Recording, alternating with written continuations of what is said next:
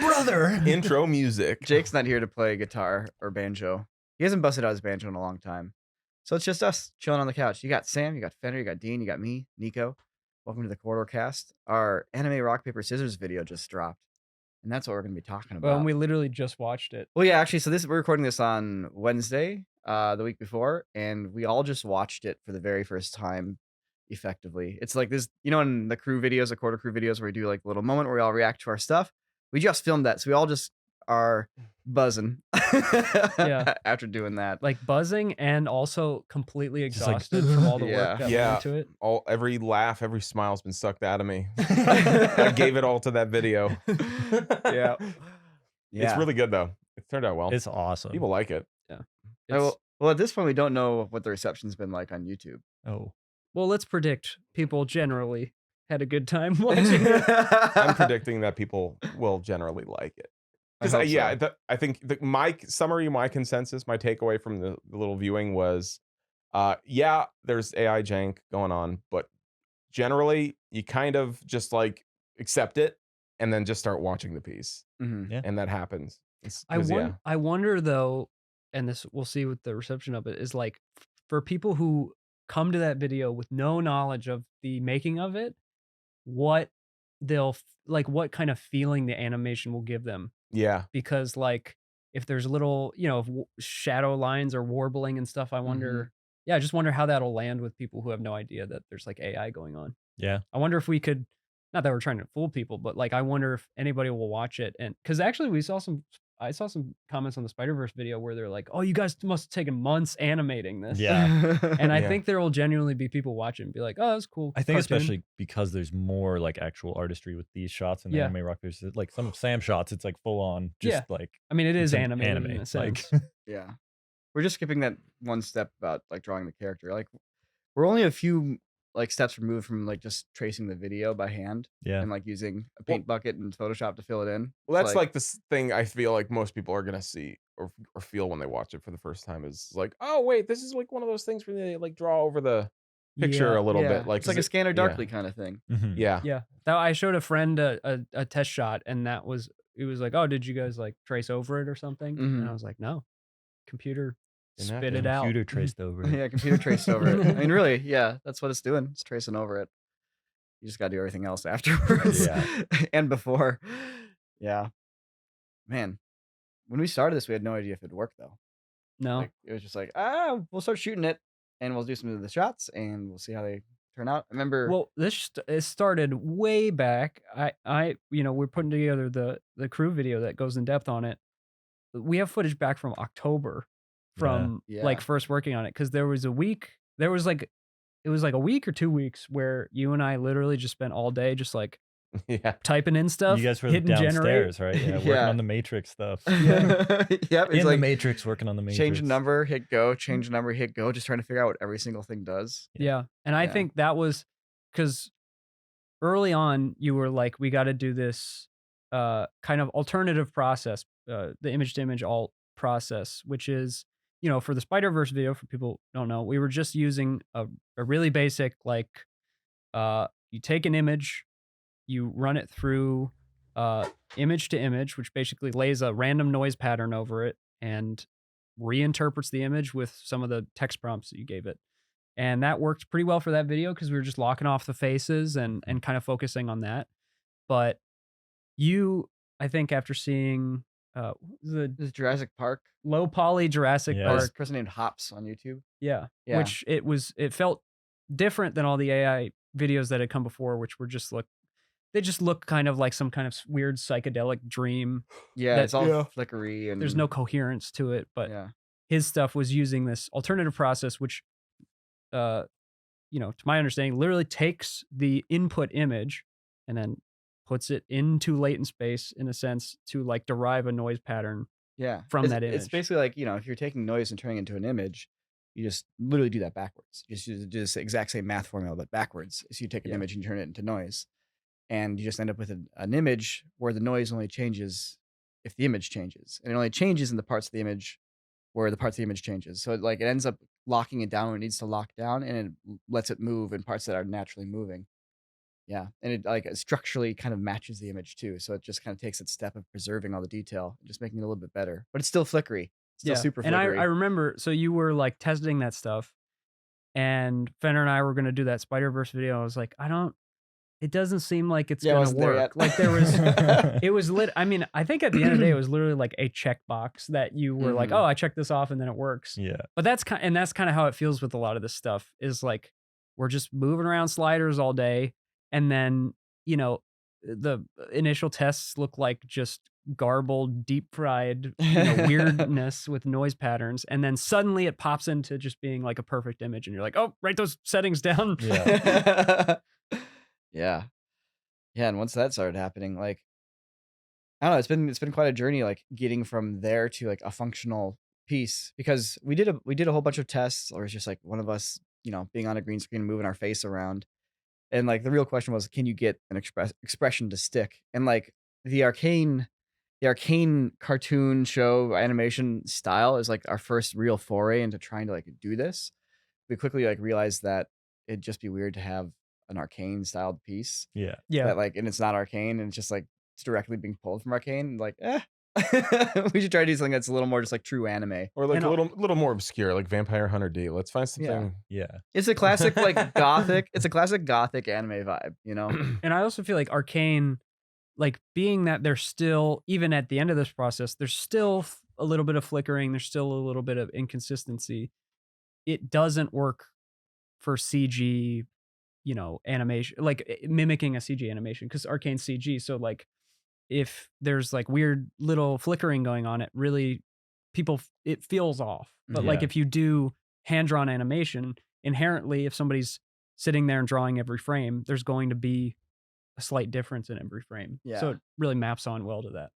Like I wonder how much we should talk about like the actual like diffusion process in this podcast, like how techie we should get.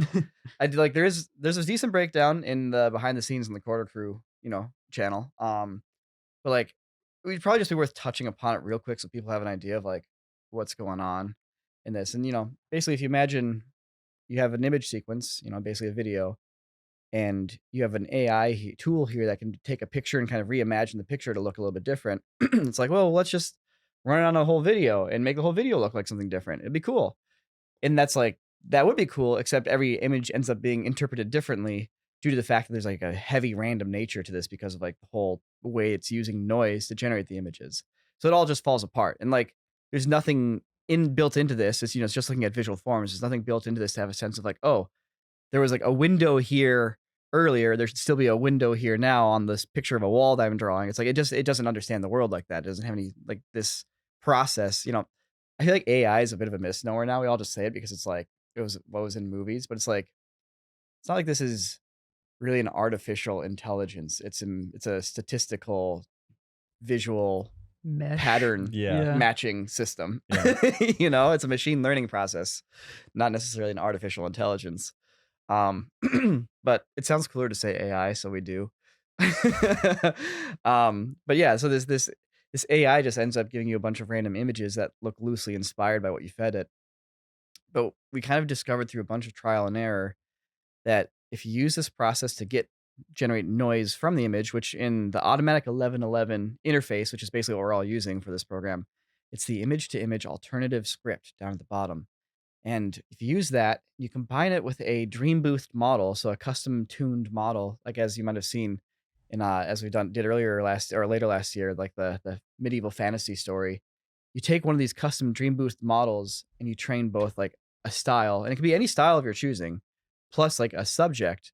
If you then take a picture of like somebody on a green screen, so it's just a person, no backgrounds, and it's that same person that's trained into the model plus the style, you can actually end up and you use the whole image to image alternative thing. So you're using a more refined noise process. You end up getting something that's very close to being consistent, but not quite, almost consistent. So then if you take it into like any effects program and basically apply like deflicker plugins and like noise removal plugins and, dirt removal plugins, it cleans it up. And suddenly we have like a cartoon frame that's consistent with the one ahead and the one behind it, or at least close enough. And like, that's what we tried to figure out for this process. We talk about like, hey, wouldn't it be cool to see somebody use these tools creatively, to see them liberate artists and like, now anybody can make a cartoon. And then it's like, yeah, it would be cool to see that. So who's going to do it? Mm-hmm.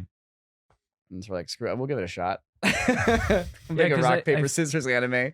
I feel like a lot of people in the AI space are, not in the VFX space, or at least the AI image generation stuff. It's like everybody's attempting to just like, I want it to get to a point where I can hit a button and it looks like kind of the results we're getting. But if you just like give it a couple weeks.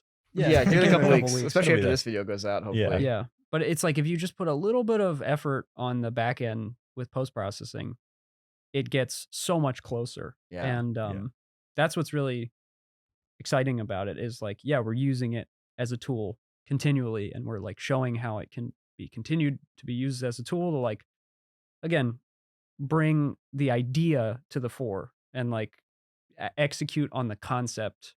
It's not like we're hitting the button and the script for the video is coming out, or the idea itself's coming out. It's like, it's just a tool in the process. Yeah. I mean, like in a nutshell though, it's a filter basically. Yeah. Like if we look at the whole video, everything that happened in this video is just like what you do during a normal animation process, except there's a cool filter plugin we have that goes like boop and makes the footage look more cartoony. Yeah. And then all the other work still goes into it.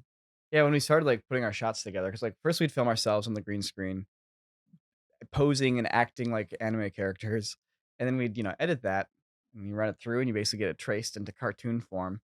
And once you popped off the green screen and put a background there instead, like the first results were like, this kind of really looks like somebody on a green screen with a background replacement, even though there's this whole cartoon filter on it. And it wasn't until like we started animating things. It's like, okay, well, let's have the background move a little bit, and let's have the person slide a little bit, and let's add a visual cue, a visual representation of like anger or something like that. So let's do a color shift and a little vignette and some lines over here. It's like once we put like literally like the animation touch into every shot, then it went from being, oh, this is a video to this is an animation, at least in my eyes. Like I started feeling that vibe of you're watching, abstractions representing something versus just an actual photograph of something. Yeah. Did you have like one specific moment, like your aha moment, where you're like, okay, this video is going to be sweet?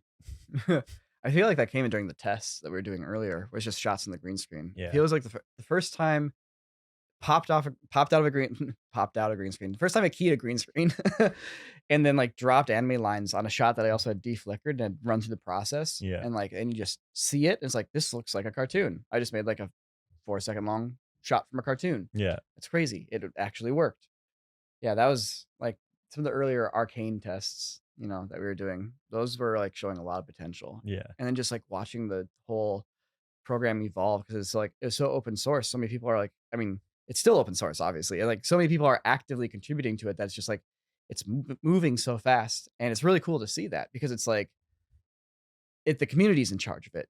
It's like, I worry at some point that like these tools get like for example, like Chat GPT, and then you have like Microsoft's, what was it called? Bing, Bing, and then there's like Google's Bard. It's like, so here's somebody has like, a machine learning model that's been trained on all this, script and text out there that everybody's just collectively written on the internet, and they're going to use it for their company and what are they going to change behind the scenes to be like, it's like, here, we're going to make it useful, but maybe not quite so useful until we can either direct you to here, so somebody's paying us for ads, or here. It's like, I don't want them manipulating it for their gain while I use it. I don't want a compromised tool. I want a tool that just does what it's supposed to do. Like if somebody's going to make a helpful search assistant, I want it to just be purely a search assistant as best it can be. I don't want it to be a search assistant that is also scheming to like get me to like pay money here, or to like help these people who are paying for ads here. Like I don't like that. And having something like Stable Diffusion, well, Stable Diffusion is a misnomer, because that's like the underlying function of like how this diffusion process kind of works. So it's one of them, and they also train models. But this automatic 1111 program, this interface, for this thing that has so many features and scripts now, having it be community driven effectively means that every single function here serves only one purpose, and the purpose is to be as good as it can be at doing this. I'm so curious to see the updates to automatic 1111 post the anime rock paper scissors video, because I feel like it'll just be like, hey, there's a deflicker mode in batch image to image now. Like, Yeah. Or create it, Or like, even just having batch image to image create a Yeah. folder automatically rather than Yeah, you have to make exactly, them right? first. it's funny A little because save like file you can load your settings from for everything. Yeah. Yeah, like that. Yeah, having to like redo all your settings and the prompts and Or maybe don't copy-paste bury it. the most useful image to image feature in a script called image to image alternative Yeah. test. Yeah. it felt Scroll like all the way down. most of the project was like media management. You Mhm. know, like Yeah. it was kind of really just because DaVinci Resolve, which we're using to edit, is also there's some limitations in terms of like exporting. Like this program only takes like PNG sequences, so there's just like it was all the little Not stuff. Resolve, automatic 1111. Yeah. Yeah. Resolve yeah. takes more than PNG Oh, yeah. sequences. But Resolve can't export But Resolve PNGs. can't Can't export export them PNG unless it's like in a sequences, specific page. Yeah. So it's like Please make Resolve export PNG sequences. Thanks. from the deliver page. But it was like the whole process was just like, okay, like export the media to this folder and then bring that into this web UI browser and then batch that out and then bring that in as an image And sequence. update the spreadsheet on Google Docs. Yeah, update the spreadsheet. Well, it's because So- you film it and get a file, and then you chop it and export it and get an image sequence, and then you process that image sequence and get another image sequence, and then sometimes for me, I'd bring that into Fusion and then deflicker it and make a fourth version of that shot. Oh, and upres it. With Yeah. transparency. And then everything. sometimes I would then upres it and make a fifth image sequence on that same shot we filmed. So there's 5 versions of it now. Yeah, and then you take it to After Effects. And now I'm ready for After Effects. Which then you'll export that and then bring that into and the the funny timeline. thing is that actually 1 or 3 shots, I bring it back into Fusion and do the keying there because it's a little more effective than in After Effects.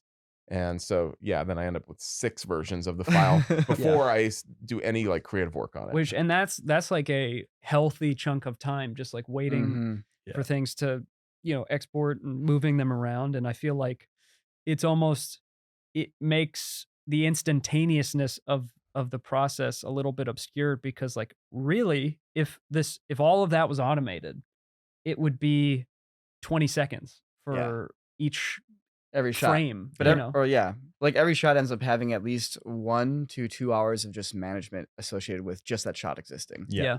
Yeah. And it like if it was all, and again, like we talked about, this will probably be available in 3 weeks. But like if it was like whatever compositor you're working in is you just pipe the media into a node that goes, this is your Stable Diffusion node, and then you do all your Stable Diffusion stuff and pipe it out of there, then that instantaneousness is like it's all right there, and you're just waiting for it to render. So I bet you could get Chat GPT-3 to write that. oh for geez, you. yeah.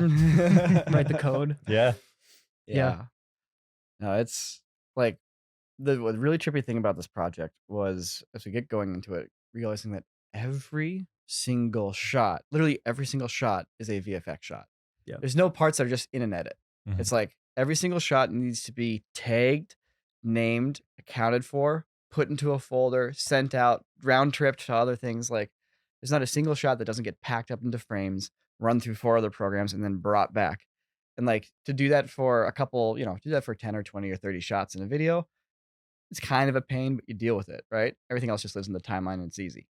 But with this video, it has to happen for every single shot. And that was a totally new experience for me, at least. Yeah, well, I thought it was. I kind of enjoyed that first week. So we did our first shoot. So we broke the shoot up into those 3 days or so. Filmed for a few hours for 3 days, and then but that first week, I remember it was just like, all right, everyone, we're all doing the video right now. Here are the shots we filmed, and go for it. And it's like 0 direction, 0 there's no hey, here's what we're trying to do with any. It's just like, here's a bunch of shots. Everyone just do shots. So we all did 3 shots, put them together. And it's just you're like, okay, here's all the different approaches you could possibly take for this video. And then we all kind of just look at them all, and then just it kind of averages out basically over those first 1 or 2 weeks. It just, Man, that first week was crucial. Yeah. Where we all just all right. totally. It was just trial and error. Just Caution to the wind. Just do a Yeah. shot. Yeah. And it's how do you do an anime shot? It's like, figure it out. Let's do it all together. Yeah.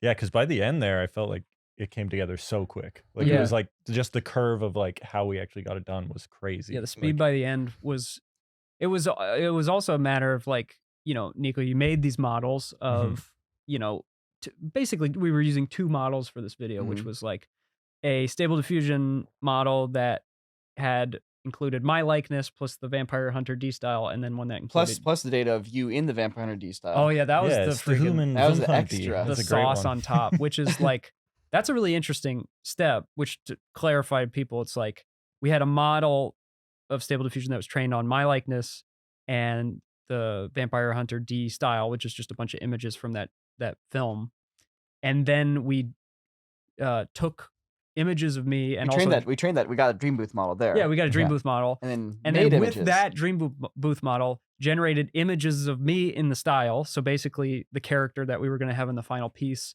put those images back into the training set, ran it again, a new fresh model, fresh model that had basically. It was as if we had an artist like look at me and draw me in this style. It's a style sheet or whatever. Exactly, a character sheet, which is. To me, that was one of the more exciting pieces of it because, if you were going to make something like truly original, because this in a sense is kind of a parody of anime, so it kind of makes sense to draw on actual anime. But like if you were trying to make something truly original with this approach, that's the step where you would bring in an artist to do the purely creative work of like finding the characters, right? Yeah, and then the maybe more boring side of it, which is like drawing. But they don't have to draw frames. They don't have to draw every frame of your movie. Yeah. They just have to draw the characters and design them and like come up with the environments and the vibe. Like they get to do all the art stuff.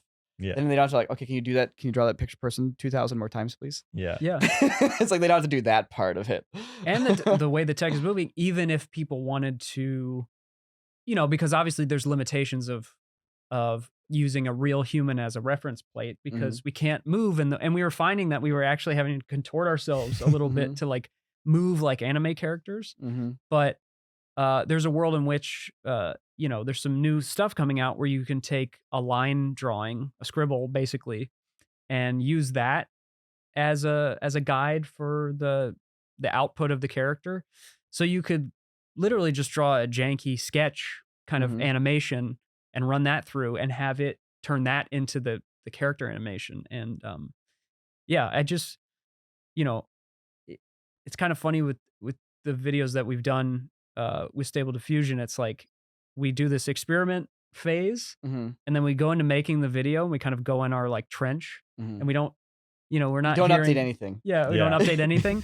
And then like literally last Friday, we're kind of coming to the clearing and I like popped my head up and there was this brand new thing that would have like, that is going to change everything about it. Cause it basically takes everything we've done. It's not like it replaces everything we've done. It takes everything we've done and adds another layer on it. And which is amazing. Even multiple layers. I love that it didn't invalidate like 4 months of work for us. Yeah, no. But it did make those shots look extra cool. Yeah. Those ones Dean was doing last Saturday. Yeah. It's crazy that like, what is that thing? It's called Control Net, and it's basically just not a neural net. It's like a digital net. Yeah, it's a digital net that like it's there's a lot of and you control things with it. Yeah, you control things with it with using either edge detection or depth maps, or really it's just more like the challenge of creating temporal consistency has been like, how do you control the noise? How do you control the decoding process of these images to have it be exactly what you want while giving it enough freedom to interpret animation or a character or a different style. And so this is just another way to take the original image and be like, I want it to be like that image in these ways. And it just gives you more control. And like, I'm excited to explore that stuff. But yeah, it's just funny how we like, it's kind of the temptation with this AI stuff is to just try to keep up, really like try to stay abreast of all of the new stuff coming out. But you do have to stop at a certain point and be like, we're going to make something. Yeah. And that's, what we did with this video was like, we stopped and we're like, wherever it's at right now, we're making the thing. It's good enough. Go on a side quest. Come back to the main story. Keep going. Yeah. Yeah. It's like, is it working? Yeah, I think it is. Like, is it really? Let's do some shots. Okay, it's working. So we don't need to change anything to get it done. It's like, technically, no. Could get better, though. It's like, but it's working. It's working. All right. Freeze everything. let's make this. Yeah.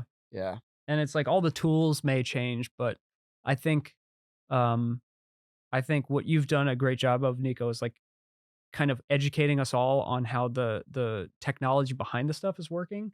So we have like a systems understanding of diffusion models. So it's like whatever tools come out, we know, we can have basically hypotheses about like how can we get more consistency. And if a new tool comes out, we're like, oh, it helps it in this way. It's not like, it's not like we just have watched a tutorial and like, okay, I put the setting on 0.6. They said check these 3 boxes. Yeah, check these 3 boxes, which some of the stuff is kind of like that. Yeah, that's true. There's I definitely have a screen grab of our specific like Me too. check. Me too. I had that in my prompts thing. It's like, here's just a screenshot in case I forget. In case I didn't check the right box. Yeah. In case I'm not Sigma enough. You can't forget the Sigma box. Who knows what that adjustment? I'm glad they put it there though, because without that Sigma adjustment, which once again, who knows what that does? Yeah. But without Sigma, it, none of this would have worked. It's that Sigma energy. Male, Why it's not just checked all the time? Who knows? It's just one of those little tests. It's like, this is the one checkbox that makes it work, but we're going to leave it at the very bottom, unchecked. Very bottom. Because only if you're worthy. Because do you get those checkboxes. If you leave it unchecked, you get a beta adjustment. Yeah. Well, it's just like, it's like a professor writing a syllabus. They're like, this is a very powerful tool, but you have to scroll all the way to the bottom. You have to read every menu, every slider, every checkbox. Yeah. So. And there's professors that have like, and this is the one test that actually like counts towards your grade. If you come in and do it, you pass. This is my test for you reading my syllabus. Yeah. There's like the one student that does it and gets the A. Yeah.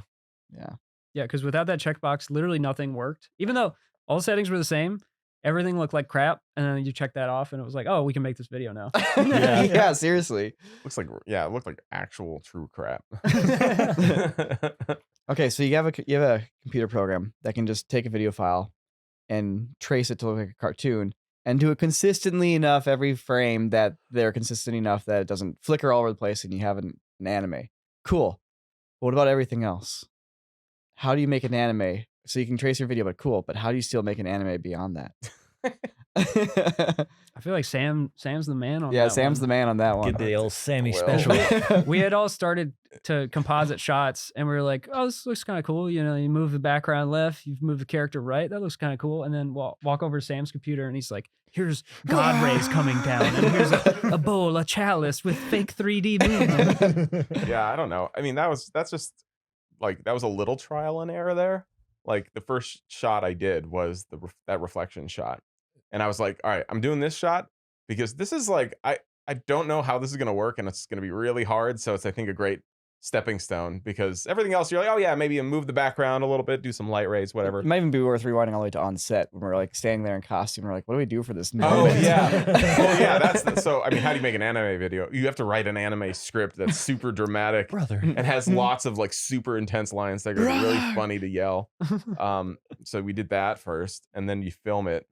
And then, you did the voice. We did the voices first, Which I really filming liked, actually. It made the acting a lot easier to just make decent enough, if not good. Well, it saves you the problem of like refining. I like making shorts and films and stuff like that, but I really hate talking to an actor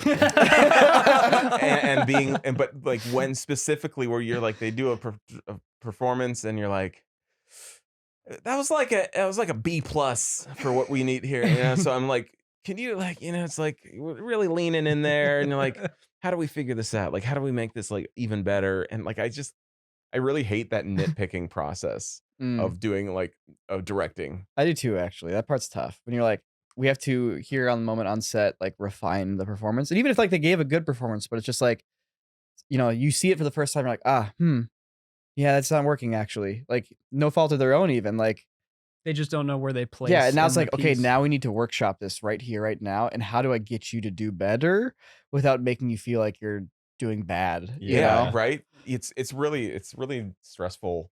But yeah, so recording the lines in advance helps that a lot. And also like, dude, this is like so much easier when it's an anime style. Like everyone gets it instantly. You're like, okay, we're in the vibe, and so from there on, it's just like, look, is this like a big line? Is this a small line? Like those are the two. Yeah. Am I whispering or am I screaming? But he kicks it off with like a common understanding. But then fast forwarding, so we're filming this shot. Okay, so you're like, all right, Niko wrote a shot. He wrote a line in the script that says, you know, like we're brothers. We think we're different, but on the seabed of instinct, we're sunlight. Like we're like rays of sunlight. Something's too weak to reach a seabed. It was a mouthful. We are the same. It's like it's intentionally. It was the only line Dean wasn't able to just like say when we were doing the lines like, because on it's the weak so. sunbed of instinct. I mean, everyone knows that like the better the script, the harder it is to say the words. Yeah, like the best scripts are very like most actors can't read the best scripts. Well, that's why they stay up all kidding. night reading it and practicing them and remembering them.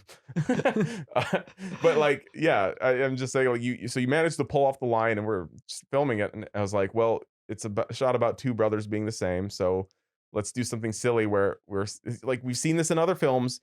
You see a reflection of one thing and you pan up, but it's now something else. Like classic shot, right? Is that a classic shot? It's a classic shot. Well, it's like, right? Can I pause? You say it's silly. You say it's silly, but it tells the story, and it's ridiculous. It's goofy, but like we were talking about this, like a lot of Hollywood movies, they just set up freaking 3 camera angles and capture people talking, and that's not a movie. Well, and like that, you're making a movie. Yeah. So I mean, I want to go off on another tangent really bad right now. Do so it. I'm just gonna Do it. So like we were talking about this morning.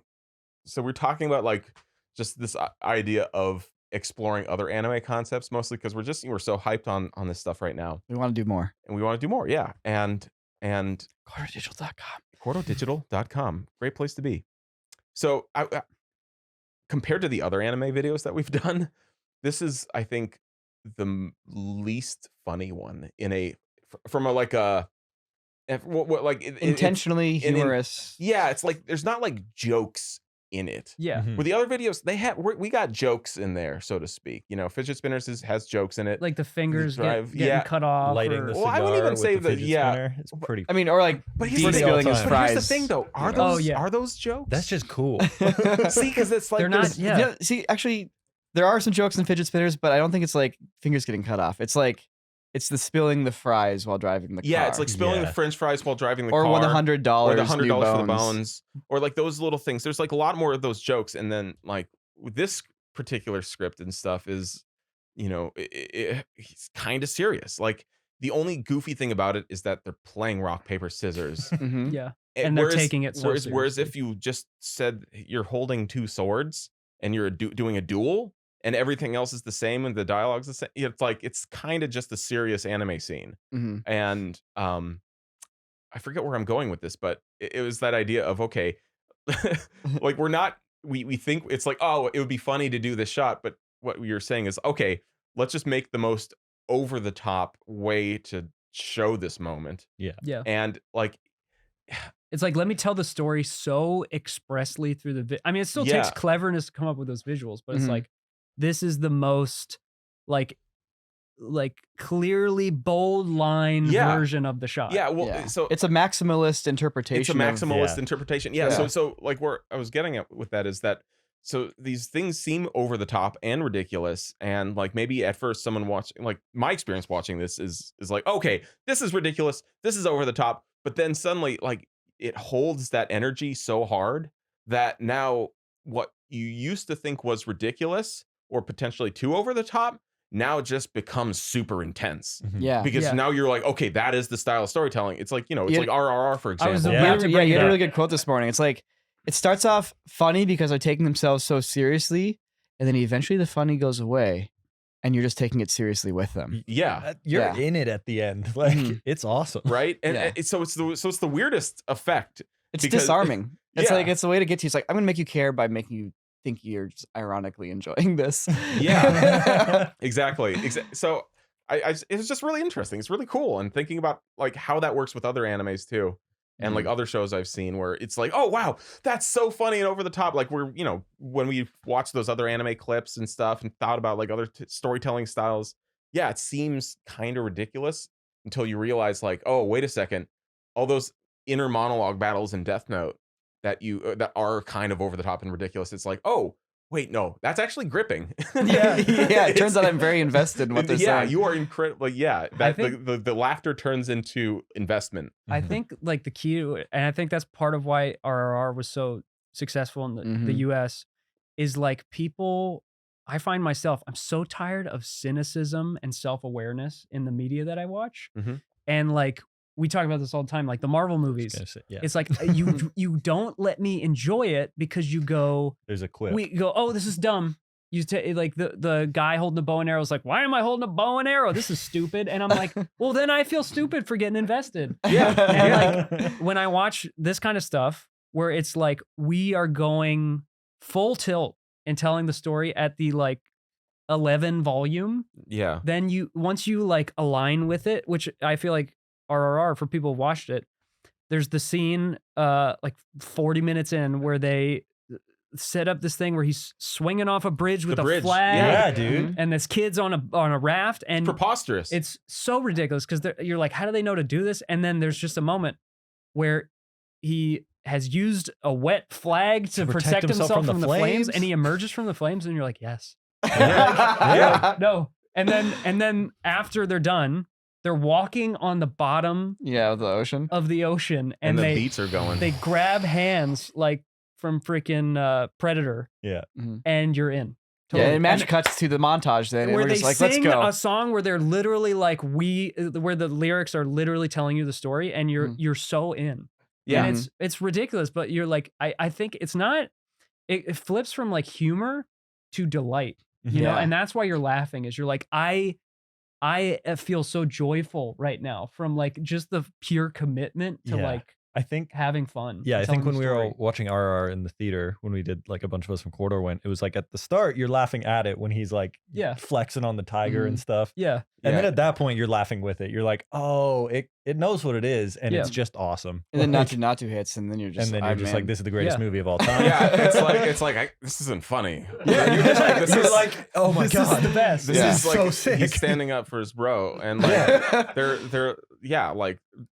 Yeah, this is a positive relationship. People need to take note. This is an example. You know. Yeah, he's gonna lose the dance battle for his homie.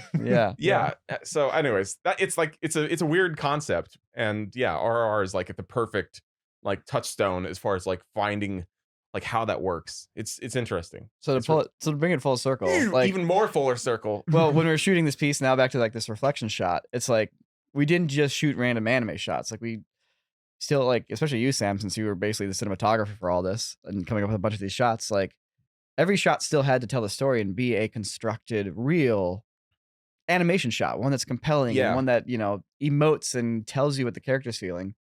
So you had this reflection shot. The reflection shot, it's cool. I mean, it's just that was the hard one for to kick things off. Well, then like the question is, you know, we have all these character shots, but like, how do you do the anime shots? How do you do, you know, and like flying around the person? Well, let me finish this reflection shot thing. We've brought it up like 3 times. That whole thing is actually pretty simple. It's basically just, it's the concept of that shot is going, oh, wait a second, doing an impossible camera move that you can't do for real, but as you're watching it in this 2D version, seems like it works. Because basically I had this reflection element of Niko, and then I have this like ring of this, like, maybe it's like some water bowl. It's never set up, whatever. Like, it's not in any other shot, but we pan up and we see Dean, and I was like, okay, that's cool, but like, is this like are we pulling the camera back? Are we just like tilting up? Like, how's that working? And the shot was actually like kind of janky for most of it until I realized, wait a second, like if I just like force the other front part of the bowl, just slide it up, like these are just 2 separate pictures. Just I had like two separate pictures, and I just slid that up, and suddenly the whole shot like clicked and was like, whoa, this felt like a 3D camera move, even though in real life it's basically impossible to film a shot like that from those angles. Yeah, there's no 3D whatsoever. It's all just planes, 2-dimensional planes moving around. Yeah, exactly. Which is kind of the rule for almost all of this. That was no 3D. That was the big epiphany, because like we know about like parallax. You slide one image left and slide an image right, and it feels like, you know, you're orbiting or something's moving. But, you know, going that level deeper of, all right, how do you like really do that? How do you take like 3 or 4 layers and with scaling and zooming kind of get that effect? That was like my personal epiphany, which was a great way to kick off the piece. But yeah, I mean, I don't know. I could talk about the other ones a little bit, but they're not as dense.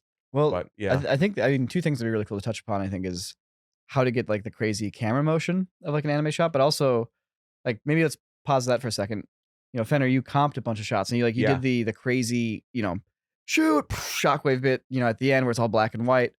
Like, what did you, coming from an effects background of comping, what did you find you needed to do when like building an anime shot? Once you had like, a character shot and you have, okay, cool, a background render, how do you make it an anime? I mean, the biggest thing was just taking inspiration from Sam's stuff of just being like, okay, let's go over the top with this. And like we had just watched we basically just all came in the podcast room here and watched like My Hero Academia and like top 10 best anime explosions. And we watched some like One Punch Man. Yeah, One Punch Man. And like we were just like, okay, we just have to do that where it's like style frames where you're like, it's going to cut away to black and then it's going to be black and white. And then you're just going to see a random camera flash. And then there's going to be a balloon looking explosion. And so it was just like treating it frame to frame, like as if you're like, I need to draw the like core of this explosion rather than being like, okay, I need to add an explosion element in here. So it was like all those big impact moments. It was like taking very, very intentional frames, not just like, cool, I'll just let this element play out. It's like, okay, the element plays for 2 frames and then there's 4 new elements in the shot. And then you switch the whole color on everything. And it was cool. And it was my first time like really comping in Fusion, which was definitely challenging at first, but it's a great program. And like, that was I had to challenge myself to that because I kept wanting to be like, I have to go back to Nuke. But I really like the idea that we can basically be like, every part of this video was done with free software, which was really cool. Yeah. And that's like actually like a big C story to all this. So that we basically worked in a new compositing program for like 70% of the shots. Yeah. And it made it doable because just like Fusion being able to utilize GPU so much better than Nuke, it made it actually doable. Otherwise, you're just like, especially the deflicker stuff gets so heavy. And like, Dean and I were able to do it on the Spider-Verse video because it was like, it was less shots. And we were able to be like, okay, sweet. We're just going to pre-comp these. Then we don't have to deal with running deflickers live. But then it ends up getting so heavy. So it's so nice, like with Fusion, just like, you basically just stack 6 deflicker nodes and it's like, cool, I can just play back. And the fact that it was all in one, we had one Resolve project with all of these comps in there, which at the beginning of the process, I was like, there's no way this is going to work. Well, it wasn't working either. But then once we figured out, like Niko had, it's like, okay, everything has its own timeline for each individual every shot. effect shot is a timeline. Yeah, that's when it was fusion like, button. oh, it's working. That was awesome. Worked really well. And I feel like we could do it on a lot more stuff. Yeah. Yeah, and the project only like corrupted a few times, but literally to fix it, you just go back into the project browser and just do copy paste, re-update the name and take the old one, throw it in the old bin, and you just keep going. It's not even the project corrupting. It's just the nature of like, because we're all, for people who use Resolve, there's like a collaborative feature, which is also just, when we're working on crew videos and stuff. Feature's huge, man. It's one of the most amazing features, like to be able to literally be editing. Like we've had videos that it's like a Friday and we're trying to get the video done. We've had like 3 editors working at the same time on a video in the same project. It's so critical. It's the coolest thing in the world. Like I feel like this was the most futuristic video I've ever been a part of. Yeah. Like it's so cool to see it all work like that. There's so many things that came together for this video, right? It's like not just the AI thing. Like there's the whole collaborative project thing. There's the whole like all the effects comps are stored in the project and your timeline has like, 8 layers because you have all the things there, but it plays back in real time because you've committed to everything being GPU decoded and somehow it's working. And like, and you have the whole diffusion process. You have this whole green screen or costumes downstairs just built and ready to go with like, whole like production crew ready to make it happen anytime you need it. So you can get shoots, you can get reshoots because it's all experimental, right? It's like, you don't know, you might get 2 hours done. You might shoot the whole day and none of it works. You need to go back and shoot new shots. Maybe you don't need to shoot new shots. It's like, you can't commit to any of it and you just have to be like ready to go at a moment's notice. And of course you have the whole diffusion process that we did on top of it, all the comping. And then the whole, like, everyone gets to like do anime.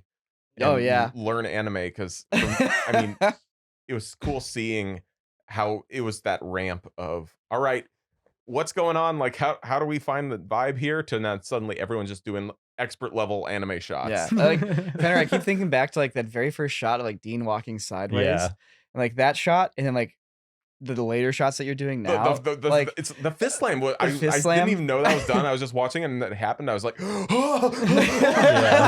it was the coolest shot. That first walking shot, I was just like, I hate fusion. And then by the end, I'm like, this is sick. And I was like, this is great. Dude, the character arc. Yeah. yeah, No, it was awesome.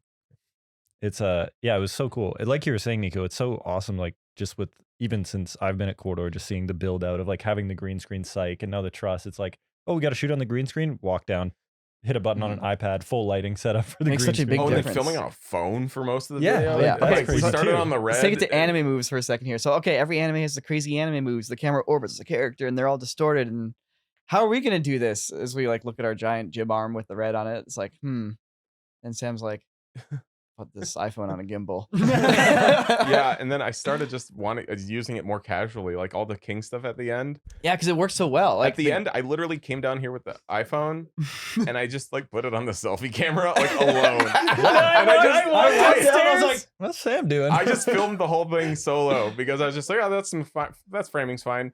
I do it. It's like I don't need to worry if it's in focus or anything. I don't have to think any of it. Yeah, no, I literally walked downstairs and I just stopped on the stairs and Sam's like in full costume with this freaking white beard and big eyebrows, and he just looks up at me and just like goes back to what he's doing. I hit Like, record alright, on the phone cool. and I step back and I look, and then in my other hand I'm holding my phone with like I just used voice memo to record the timeline, and I just like am playing it back down near my waist, and then like miming the words. And then I watched the final shot right now. I'm like, that looks like a shot from an animated film. Yeah, like not to mention those were then processed with like the best, like with the control net and like they're peak shots. It's like they're the last shots we've done, so they're like the pinnacle of our process that we've developed. Yeah. And yet like the filming process is like literally the jankiest. Well, and that's what I wanted to mention is like you were talking about how every shot is going through 4 programs, and it's like, you know, there's all this stuff being done to every single shot, but it's like on the front end, each of those steps compresses down what we really have to do on the shooting side, which is like, again, we got to the point where we're just like, I grab the iPhone and let's just like shoot the. we have an iPhone 12 mini you just that throw we're the using. camera at something and you're like, make it look good. Yeah. Which is crazy because it really means that in the future, you can kind of just use any camera as long as it's good enough. Yeah. It's like, is it a person? I think so. Where are the eyes? Around there. Cool. We got it from here. Yeah. We know what you want. I mean, you know? that's kind of the coolest thing about this video is like anyone could shoot it on their phone. Stable Diffusion's free. Well, automatic 111 is free. 1 Automatic 11 is free. 11, yeah. And DaVinci Resolve and Fusion is free. It's like there's no excuses. Make your own. And the thing is, you anime. can literally build your costumes out of cardboard. Yeah. Because once you put the filter on it, it looks good. Like Sam's King costume in real life is the cheapest Halloween beard It's like a and like potato felt sack, cut out basically. like eyebrows, and a potato sack with a rope, a random rope that we The found. beard wasn't even sticking to my face. But I filmed all the stuff for the outro, and I look at the footage, and the beard's like, like wolf wobbling around and stuff. And I was like, oh god, I don't want to reshoot this. But then we process it all, and it's like, oh, perfect. Yeah. It looks great. Yeah, it's like we literally we started shooting everything initially with like nice lighting. It's like, oh, we should light it nicely so it looks nice later. By the end, like none of the nice lighting looked that great. Turns out all you need is one light, harsh, doesn't mean soft, just one harsh anime, light too. from the side. Yeah. That's all you want because that actually looks the best. It's like you light it poorly, shoot it on a phone, janky costumes. Like Dean's costume light. is literally a bunch of tape Yeah. around his Yeah. collar and his chest. It's like let's get Yeah. a costume, and then like it's like, oh, anime looks a little more simple. Well, you're than this. wearing Let's one put of your the costumes wrong right now. colored Yeah. tape Yeah. on my Yeah, torso. the final shot, you're wearing this hoodie. Yeah, I was. Yeah. Yeah. The hoodie I'm wearing right now is in one of the I shots know. in the video. Oh man, Yeah. we should treat ourselves. what's what you're wearing for the on Friday to the watching. pre-scene. We'll let's play the green screen Oh, version for yeah. everyone. Yeah. I do really want to like. Well, I think that's out do a as rough- of the day of this podcast. By the way, the green screen versus Oh, Well, tomorrow. yeah, the green screen versus. tomorrow. I do want to like do a version, just a quick key on all the shots, so we have the same backgrounds, but it's us for real. I do 'Cause- have a lot of them keyed already. Yeah, Actually, we look like such dorks. Oh my god. And Yeah, when we were working on the awesome. edit and like it was halfway done, and you'd watch a sequence of shots, especially like if Sam like had a stretch of shots that he had done, and you watch like, God damn, this is sick. And then pop to one of us in real life going like, you know not what you do. And you're like, oh my god, Our we're like voices idiots. are cracking. Well, I'm trying to convey through audio the visual effect. Yeah. Wait, but there's one piece we're missing that did cost a little bit of money, and it was Sam's Unreal environment. Oh yes, $30. Which Unreal free program. Unreal was free, yeah. I did spend there was a $30. bucks. Yeah, you can't ignore the $30. backgrounds. Backgrounds always living in the background, man. They never get the foreground light. But I have to admit, I was kind of a big spender. I also spent an additional $30 Whoa. on a cell shading plugin for Unreal. oh wow. Oh, really? And I used it on just one shot, which was this shot where it's zooming up the castle behind you. Oh, is that a 3D shot? Yeah, I did put one 3D model in the video. Cheater. It's in there for Guys, just a moment though. One 3D render. And then the cathedral at the end that blows up. That's one of the Kit Bash 3D Gothic cathedral things that I put together and then ran that through Stable. Yeah. So Yeah, That part of it is very exciting to me. it's like another revolutionary thing under the hood that's just quiet. Yeah, you know? we stayed away from there's I guess one 3D shot, but we tried to stay away from the 3D camera moves. But that's where I feel like, because Sam and Niko, you guys have been having these parallel journeys with learning these tech. Yeah. Yeah. Sam's been in Unreal, Niko's been doing the AI stuff, and this was the first video where it came together. there It's you go. true. AI and yeah. And I feel like there's very exciting possibilities there as well. It's like, yeah, okay, you have all these characters, but I need a background. And the thing is, the background needs to be like an actual, like, consistent space. It can't just be, you can't just go to like Midjourney type cathedral, wall. Yeah. You're gonna get freaking so much random Well, I stuff. got way better at the end too. Super consistent. It Yeah. was looking really super sharp. That's Sam- when Dean was like, "Oh, that's a checkbox you're gonna want to hit right there." It's like, "Oh," and I check it, and my computer doesn't crash anymore, and it makes better images. Yeah, so Sam would just like, he'd go through the edit, he'd look at a shot, be like, I imagine the background would be looking at this.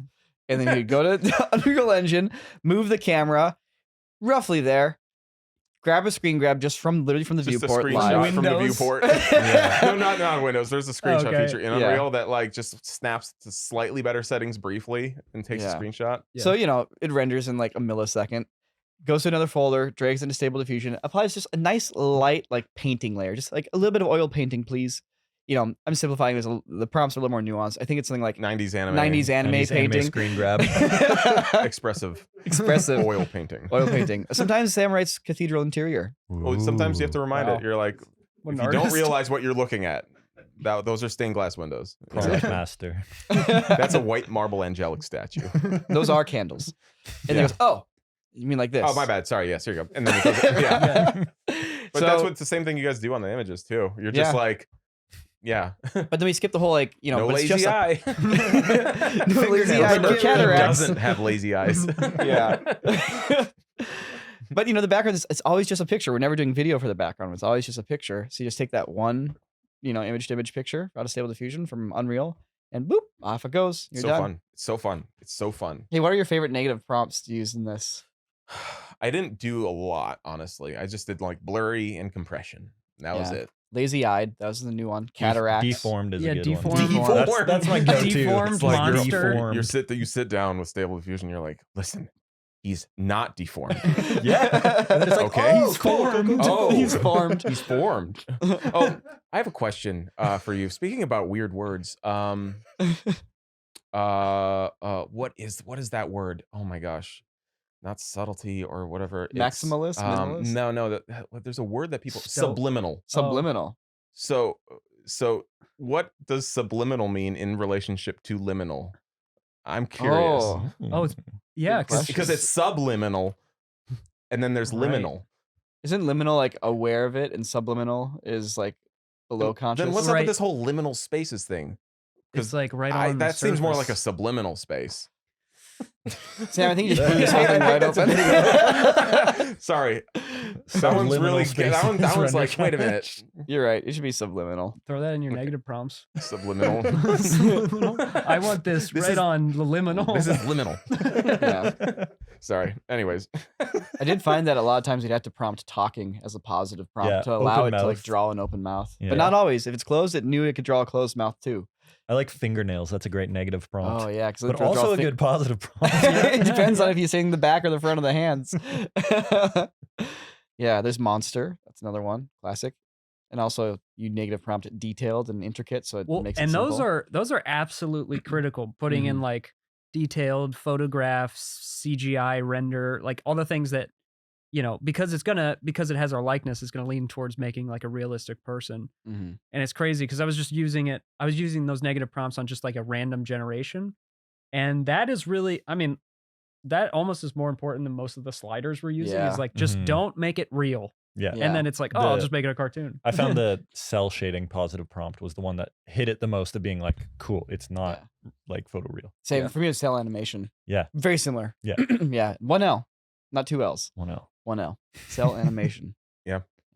They remind it, I don't want a photo, please. I know it looks like a photo when I give it to you. I want it to look like a cartoon, please. It's like, oh, sorry. Yeah. Sweet. I wonder what people are going to think of it. I'm very curious because I think there will be a little bit of backlash.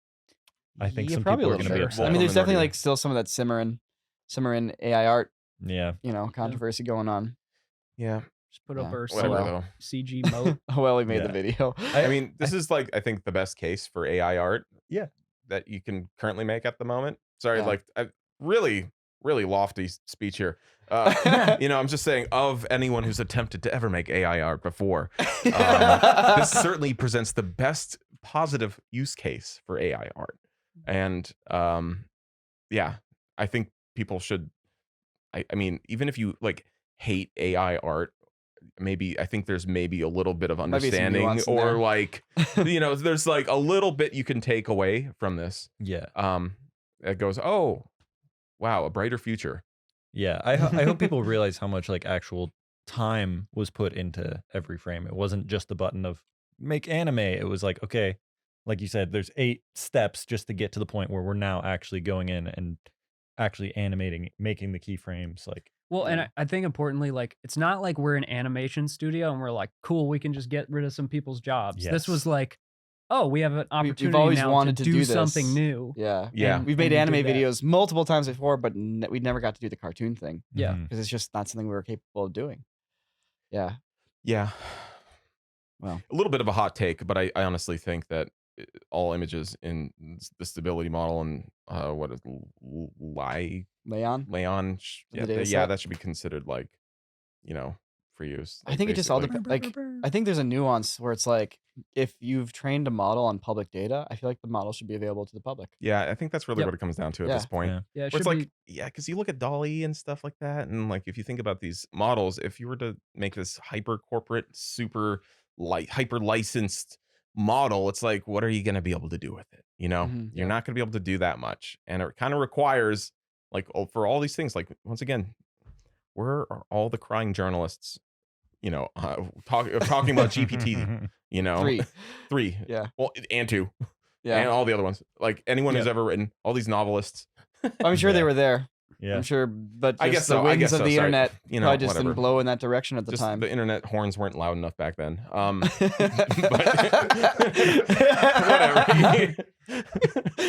whatever. Sound the horns. Do you hear that?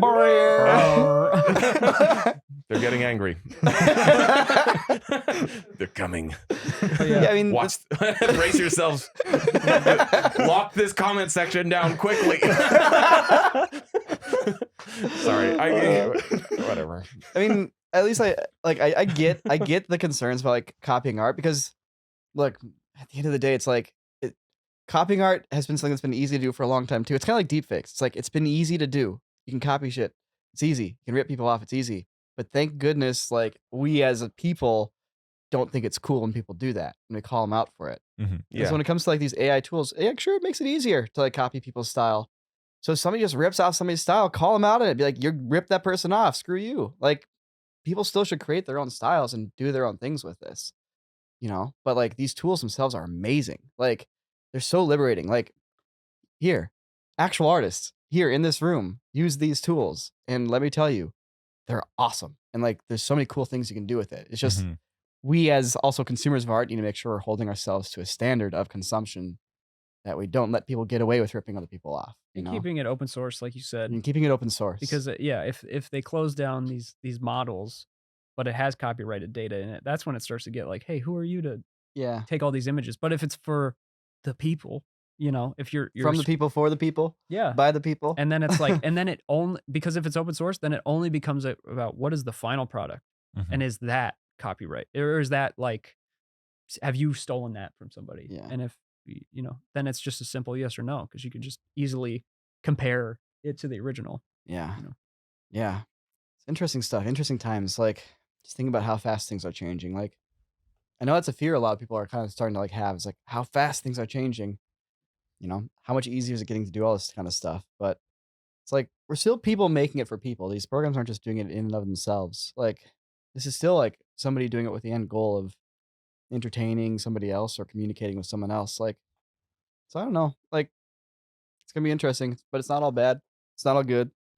But also, like, we got to make an anime. This whole video is really still an example of how much work is still required. It's like, even if I could be like, hey, copy this guy's art style with one button, like, it doesn't solve the problem of having to write a video and film the whole thing and edit the piece and do the sound and the music and then composite the shots and get everything moving right and make it feel like it's like there's still tons of artistry and time, and no matter what the name on my desk says, what I'm called, CG guy, animator, AI guy, whatever. It's like, it's still a person creating art and doing it with quite a bit of originality put into it, even if there's other inspirations going into it. Like, it doesn't take away from the fact that we all still had to go through that whole process together here and do the work. I find myself thinking about books a lot. Like, it's very easy these days to get a book printed. Like, incredibly easy. It's basically free, right?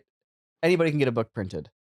But writing a book, an actual book that people value and care about, is hard because it's the ideas and the thoughts and like the experiences and wisdom and everything in the craft that you bring as an author that we value. Even though like you can go boop, boop, boop on a keyboard and anybody can do that. Like, anybody can physically create it. Thank God the alphabet's open source. Yeah, thank God the alphabet's open source. But I think there's gonna be an aspect of like visual art that's going to reach that, like movies, video, even pictures. Like, that's been locked off to people. Pictures got democratized with the camera. Movies got democratized with digital video. It wasn't until recently, right? It was very recent. And like visual effects aren't really democratized. They're kind of getting there. But at a certain point, it's gonna be like writing. It's gonna be as easy as writing.